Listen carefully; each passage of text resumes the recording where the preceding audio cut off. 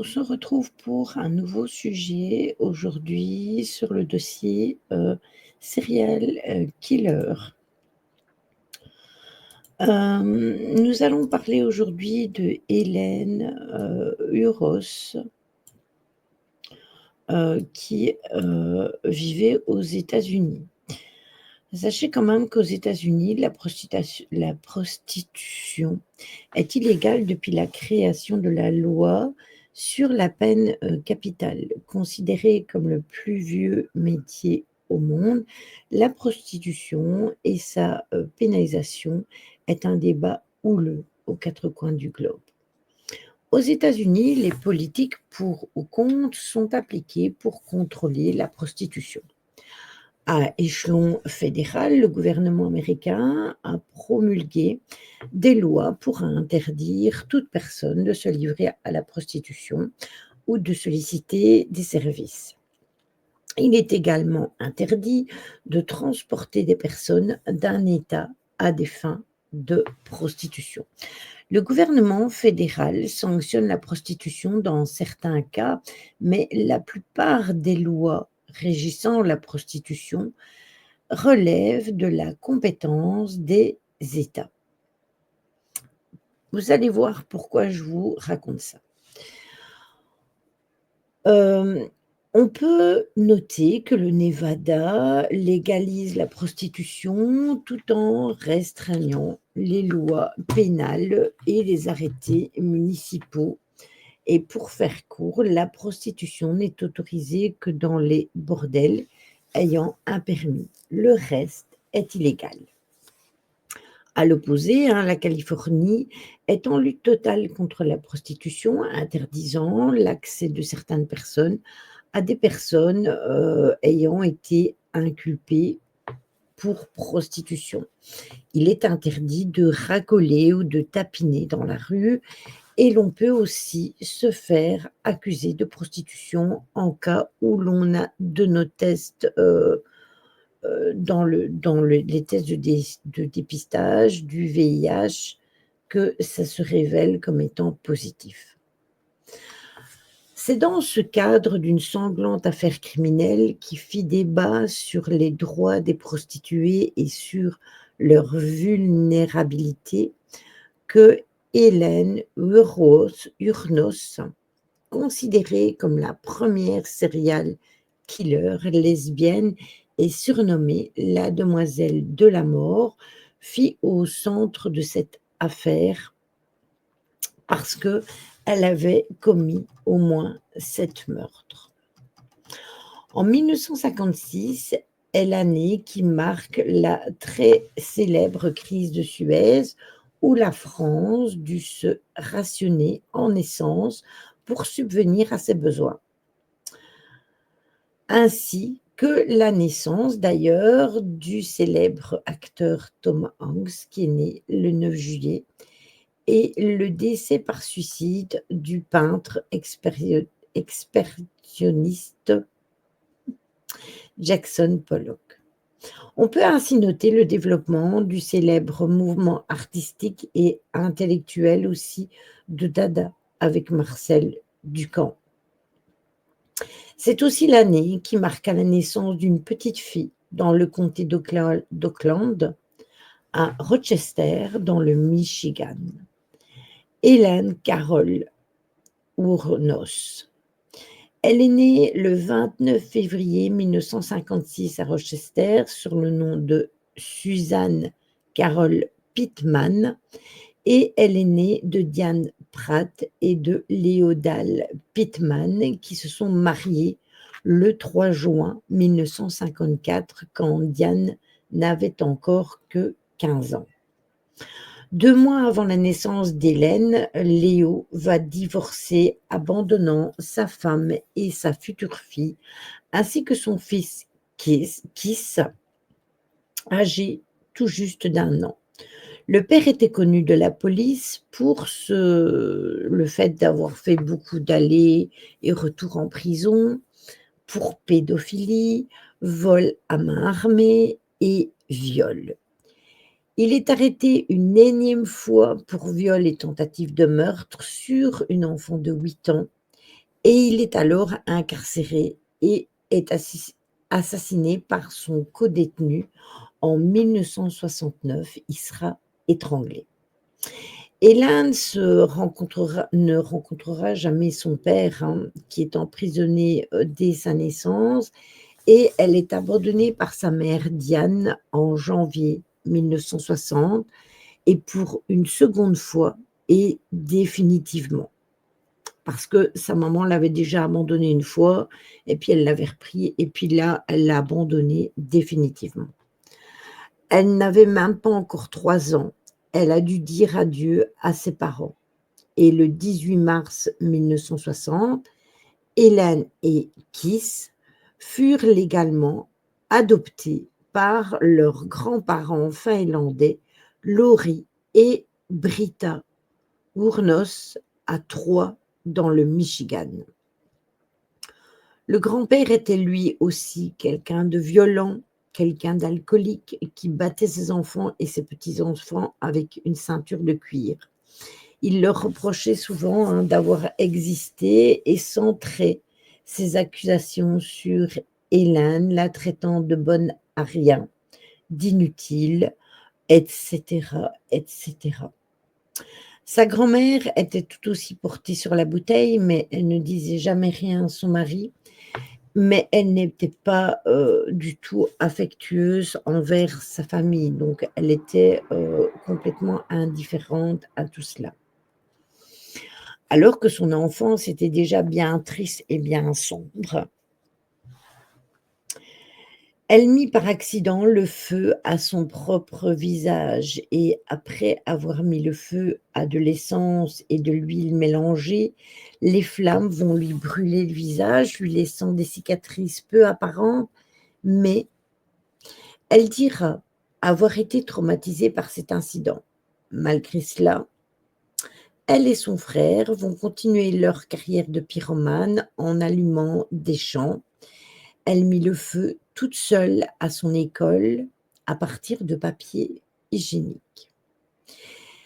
Elle était déjà mauvaise élève, indisciplinée. Sa situation va s'aggraver après cet incident. En plus de cela, les grands-parents apprennent à Hélène et à Keith leur origine, notamment le triste sort de leurs parents qu'ils n'ont jamais connu. Bouleversés par cette histoire, tous deux vont donc se rebeller contre leur grand-père qu'ils jugeaient bien trop dur, devenant incorrigibles et indisciplinés avec leurs grands-parents et leur entourage en général. Puis ils vont grandir, plus leur comportement va évoluer, mais bien évidemment dans le négatif, et ils faisaient de plus en plus de fugues, ils n'avaient pas beaucoup d'amis, ils s'isolaient, ils se battaient très souvent. Et un médecin ajouta même que Hélène atteint à l'adolescence qu'elle devait absolument recevoir de l'aide parce que c'était vital pour son bien-être. Son enfance eut un résultat catastrophique sur son évolution et comme elle va refuser toute aide, elle va se mettre à boire, à prendre de la drogue, entre autres du LSD, et à commettre divers délits, seule ou avec la complicité de son frère.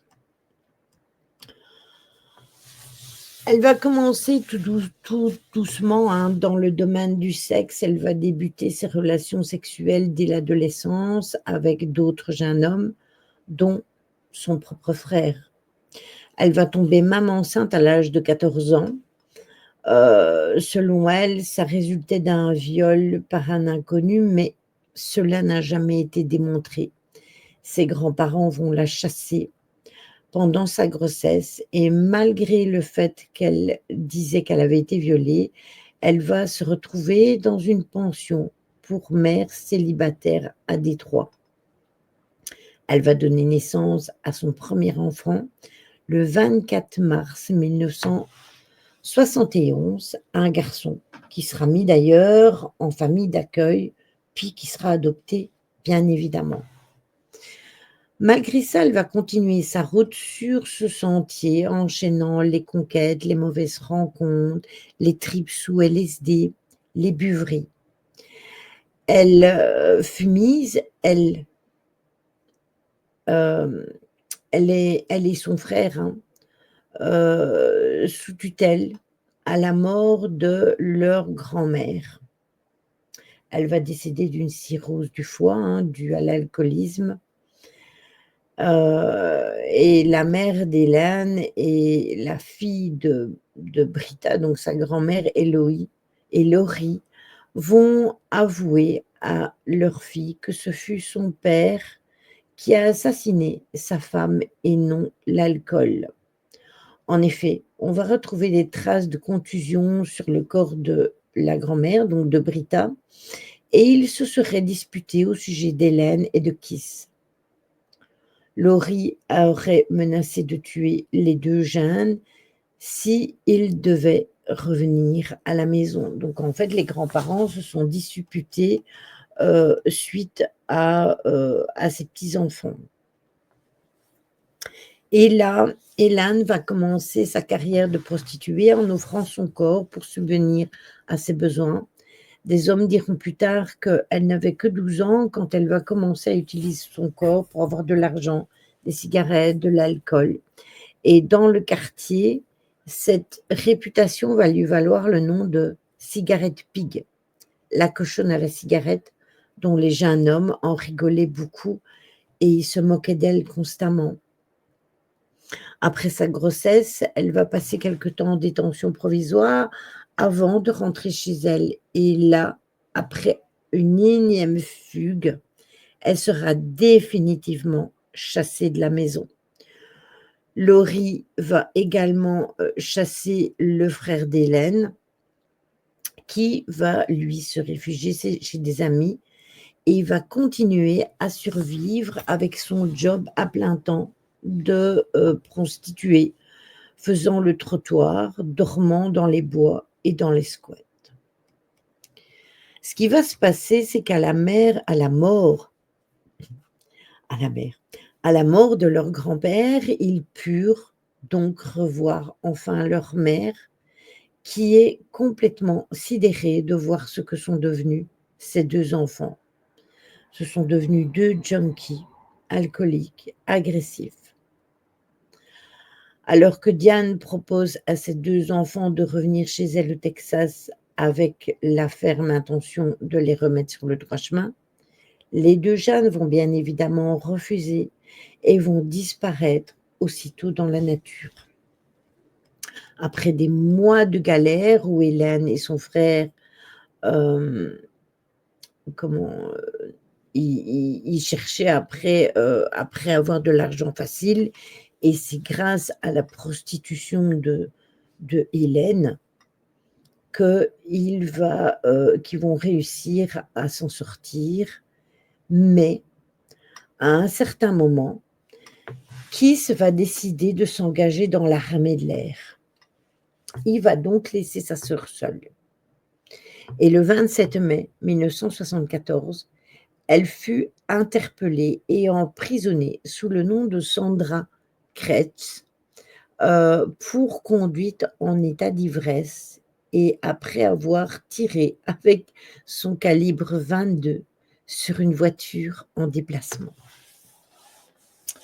Le 12 mars 1976, son grand-père, comme je vous le disais tout à l'heure, mourut par suicide dans la cave de la maison de son fils. Quelques mois plus tard, ce fut au tour de son frère Kiss qui va décéder d'un cancer généralisé. Mais étant à l'armée, Hélène va toucher une assurance vie de 10 000 $ qu'elle dépensa en à peine 2 mois.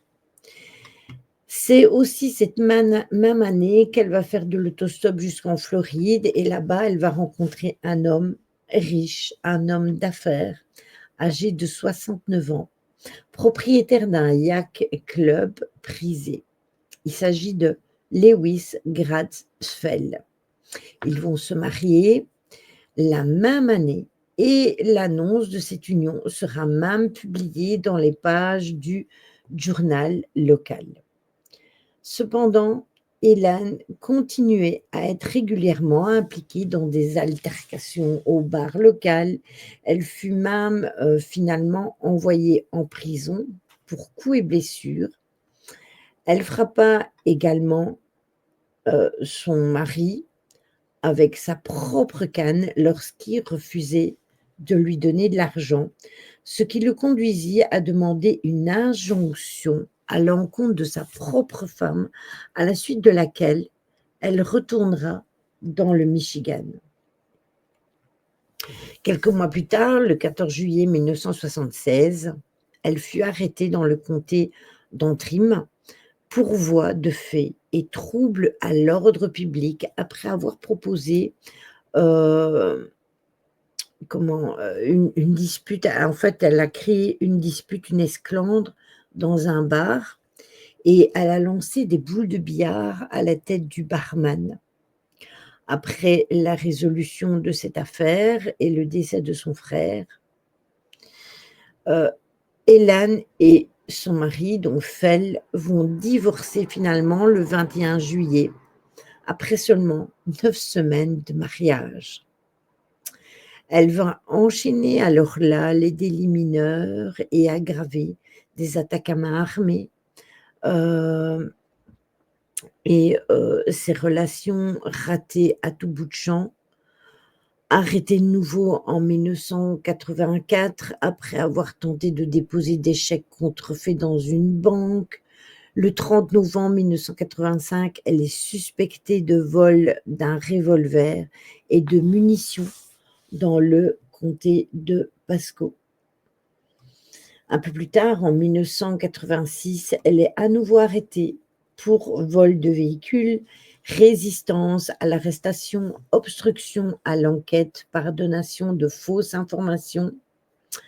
Elle a donné le nom de Laurie à la police, qui était le nom de sa tante, et la police va découvrir également qu'elle est en possession d'un calibre 38.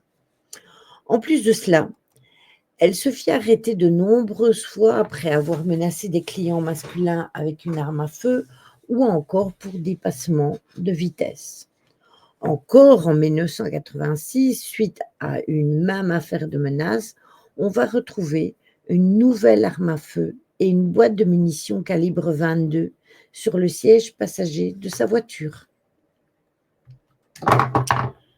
Ça va, Chachou? Je ne te dérange pas?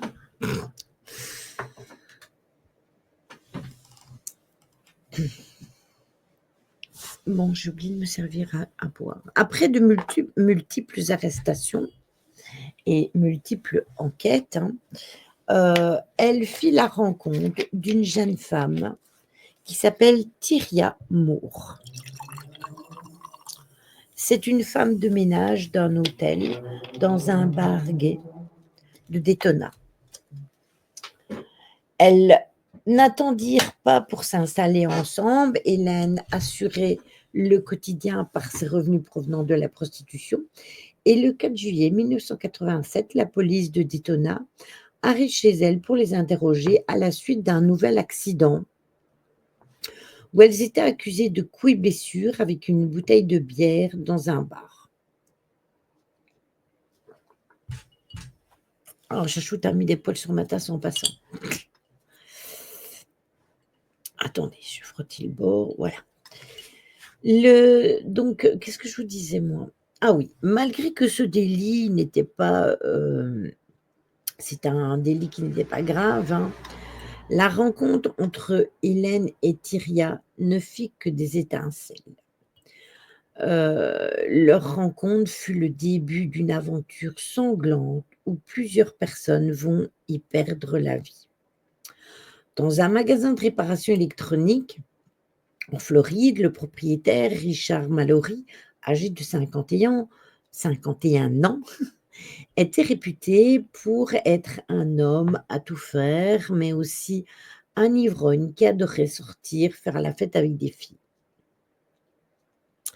Et il emploie quelqu'un pour éponger ses retards de commandes après ses sorties, pour les virer dès que les commandes avaient repris un cours normal. Et c'est à cause de cette réputation que sa disparition soudaine n'est pas remarquée. Il est divorcé 5 fois. Personne ne le portait dans son cœur. Le 1er décembre 1989, un shérif adjoint du comté de Volusia va découvrir la Cadillac de Mallory abandonnée dans les bois. Le portefeuille et ses papiers étaient éparpillés dans la voiture avec des préservatifs, une bouteille de vodka à moitié vide à côté de lui. On commence enfin à se poser des questions quand le shérif va trouver des taches de sang sur le siège conducteur. Une dizaine de jours plus tard, le 13 décembre, 2 hommes qui se promenaient autour de l'Interstate 95 au nord du Daytona Beach vont découvrir un cadavre enveloppé dans un tapis. Et ce cadavre, je vous le donne en mille, c'est le cadavre de Mallory. Le corps comportait plusieurs impacts de balles du calibre 22, dont 2 au poumon gauche qui furent considérés comme l'origine de sa mort. Avec un passé comme le sien, on supposa qu'il avait été tué par une stripteaseuse du nom de Chastity, mais l'enquête ne va pas aller plus loin. On sait juste qu'il avait déjà été inculpé pour des histoires de viol, mais les témoins et les suspects manquaient à l'appel et cette affaire va être mise à l'ombre, en tout cas mise à l'ombre pour un temps. Le 1er juin 1990, soit un peu plus de 6 mois plus tard, un corps nu va être découvert dans une forêt, non loin du comté de Marion, en Floride, près de l'autoroute 19. La police trouve une nouvelle fois des préservatifs à côté du corps. On suppose tout d'abord que l'auteur de ce crime était la personne qui avait découvert le corps de Matthew Cooking, de la part de son comportement qui était insultant envers ceux qui voulaient lui poser des questions ou concernant son arme à feu. Mais une semaine plus tard, on va déclarer que le corps était celui de David Spears, 43 ans. C'était un ouvrier du bâtiment et il était aussi chauffeur de poids lourd et il avait été vu pour la dernière fois le 9 mai.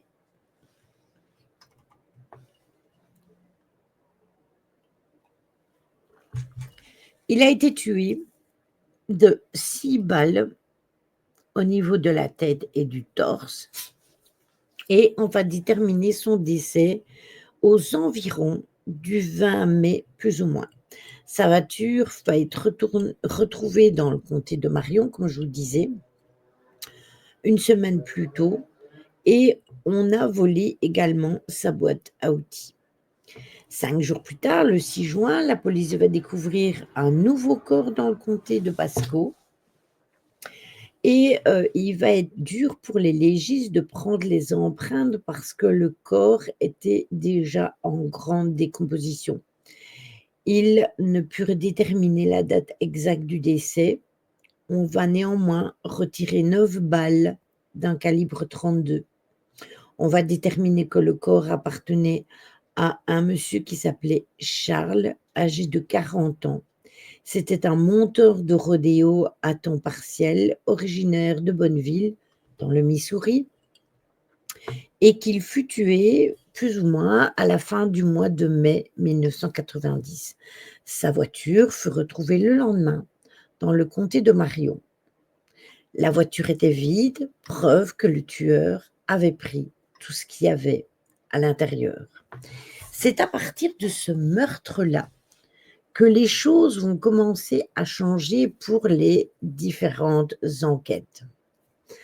Tom, enquêteur du comté de Paca, va entendre parler des différents meurtres des hommes blancs dans plus ou moins la quarantaine, tués par balle, les corps retrouvés dans la nature et les voitures abandonnées plus loin. Tom appela les enquêteurs des différents comtés voisins pour parler de sa théorie qui affirme la liaison entre les différentes enquêtes et les différents meurtres se sont déroulés à des lieux à proximité des autres meurtres. Et tout ça va affirmer cette thèse. Le 4 juillet 1990, une voiture sur le Stade Road 315 dans le comté de Marion zigzague. La voiture termine sa route dans un buisson. Une jeune femme, Rhonda Bailey, vit la scène se dérouler. Il affirma avoir vu deux jeunes femmes.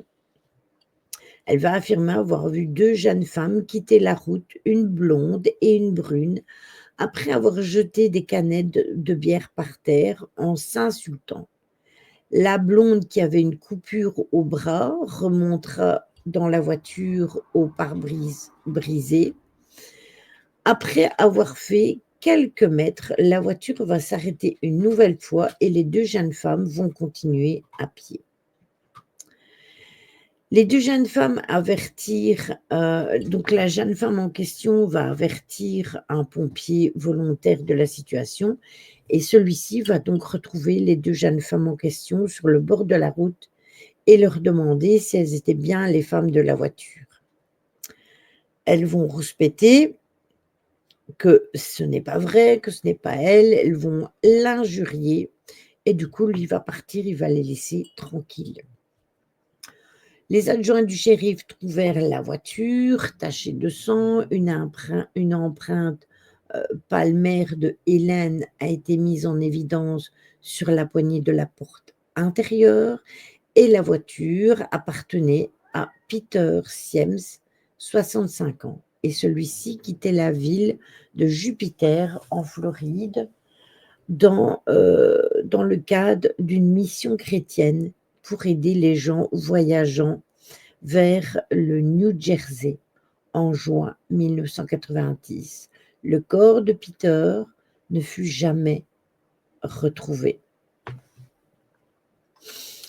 Tout ça, c'est un truc de fou parce que elles vont tuer et tuer encore et encore. Mais on ne retrouvera pas de suspect sur les meurtres jusqu'à ce que après d'autres meurtres, qu'il y ait d'autres meurtres et que là, les tueurs vont être arrêtés. Ce qui va les coincer, ce sont les similarités entre les meurtres qui étaient bien trop grandes pour être évitées. Le capitaine de division d'enquête criminelle du shérif de comté de Marion fut chargé de l'enquête réunissant les différents dossiers des comtés voisins et il travaille avec son équipe sur les meurtres.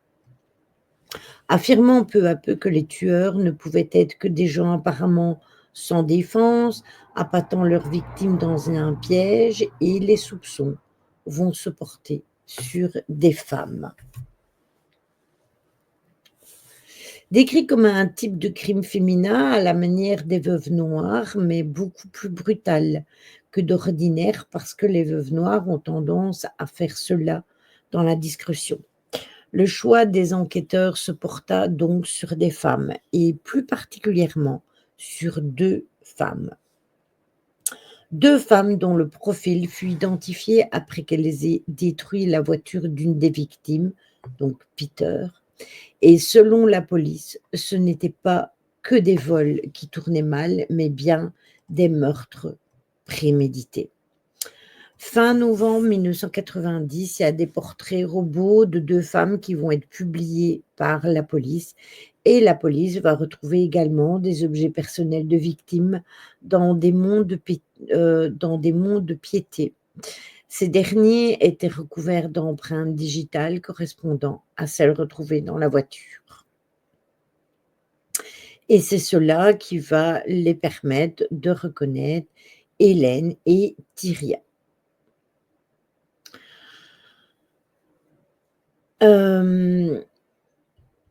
Sous le nom de Suzanne, Hélène et Tyria vont prendre possession d'un appartement qu'elles quitteront peu de temps après pour prendre la route.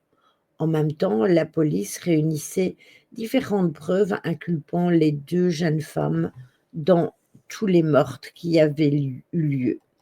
C'est alors que l'étau va se resserrer peu à peu sur les 2 femmes. Hélène va faire un faux pas. Et c'est justement ce que la police attendait, c'est qu'elle fasse un faux pas. Elle va être repérée le 2 janvier 1991 dans un bar mal fréquenté de Last Resort, dans le comté de Volusia.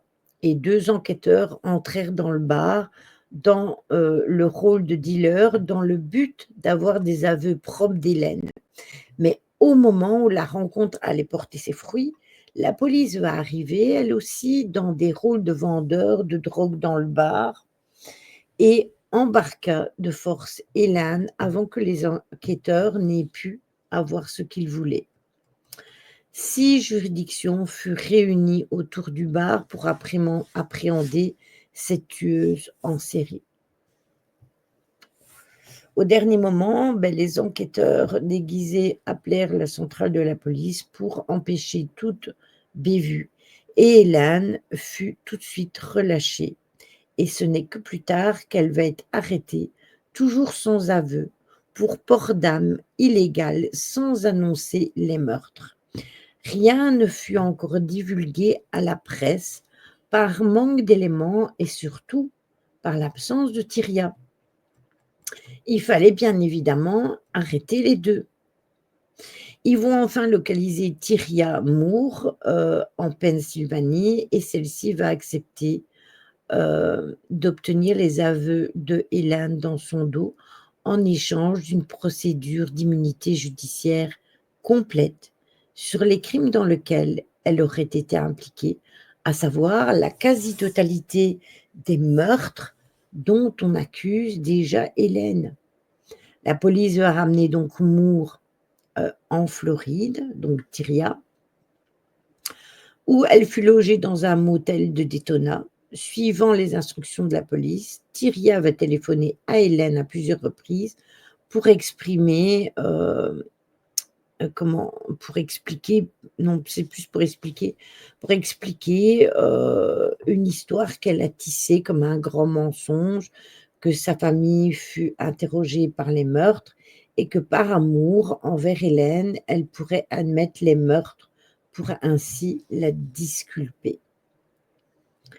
C'est 3 jours plus tard que Hélène va avouer les meurtres en parlant par code à Tyria, se créant de faux alibis sans savoir que la police évidemment écoutait la conversation. Et c'est bien évidemment là qu'ils vont la serrer, bien évidemment. Peu de temps après son arrestation et la divulgation en public de l'affaire, des adaptations et droits pour retranscrire cette histoire en livre et cinéma tombèrent sur Hélène et Tyria. Hélène signa donc les droits d'adaptation de son histoire au cinéma, film qui sortira en 2003, et elle participera même à un talk show avec une sorte de prédicatrice biblique qui vit en elle un présage juste à partir d'une photo. Hélène va accepter même la conversation téléphonique. Le 14 janvier 1992 débuta enfin le procès concernant tous les meurtres, celui de Richard Mallory entre autres, et elles vont être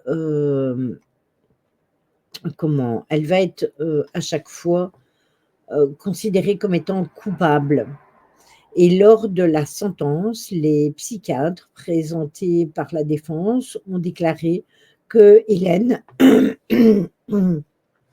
était instable mentalement et psychologiquement et qu'il y avait diagnostiqué des problèmes de personnalité avec des désordres mentaux. Le 27 janvier, il ne suffit pas au jury que, il ne suffit au jury que de 2 heures pour déclarer coupable de meurtre au premier degré et sa réaction face au jugement fut explosive. Elle va prêcher son innocence. Elle va dire qu'elle a été violée.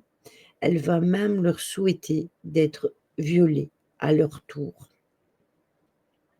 Elle fut condamnée donc à une peine capitale, le 31 janvier 1992. Vous imaginez quand même tout ce qu'elle aura fait durant tout ce temps. Hélène fut exécutée par injection mortelle le 9 octobre 2002 à la prison d'État de Stark en Floride, 10 ans après ses meurtres. Son dernier repas qu'elle refusa ne sera qu'une simple tasse de café. Ses derniers mots furent: «Je voudrais juste dire que je navigue avec Jésus et que je reviendrai comme le jour de l'indépendance avec Jésus, le 6 juin, comme dans le film Grande Maternité et tout. Je reviendrai, je reviendrai.» Allen Prall, la mère adoptive d'Hélène, ne fut même pas présente le jour de son exécution, absente durant le procès. Après son exécution, Hélène fut incinérée et ses cendres rapportées et dispersées sous un arbre. Elle avait demandé que la chanson de Nathalie Merchant, Cannibale, soit jouée lors de ses obsèques. Tout ça, ce fut une histoire quand même dramatique d'une jeune femme dont l'histoire a quand même été dramatique. Première serial killer lesbienne qui fut la première étiquette donnée par le FBI à Hélène après sa mort, et la presse populaire américaine, en plus du surnom la demoiselle de la mort. Le cas d'Hélène attira beaucoup d'attention de la société sur la situation de vulnérabilité des travailleuses sexuelles, que ce soit dans la rue ou même dans les maisons closes. Entre coups et blessures, insultes, viols, agressions ou simples insultes, l'affaire de la demoiselle de mort suscita beaucoup de débats entre les conservateurs et les abolitionnistes. Voilà, ce fut l'histoire de Hélène. Ça me tenait à cœur de vous en parler parce que bien souvent, les serial killers sont bien souvent des hommes, et je trouvais intéressant de revenir dans le dossier True Crime concernant les serial killers, de parler de cette jeune femme. Sur ce, nous, on se retrouve pour une prochaine vidéo dimanche. Je vous fais des bisous. Ciao, ciao.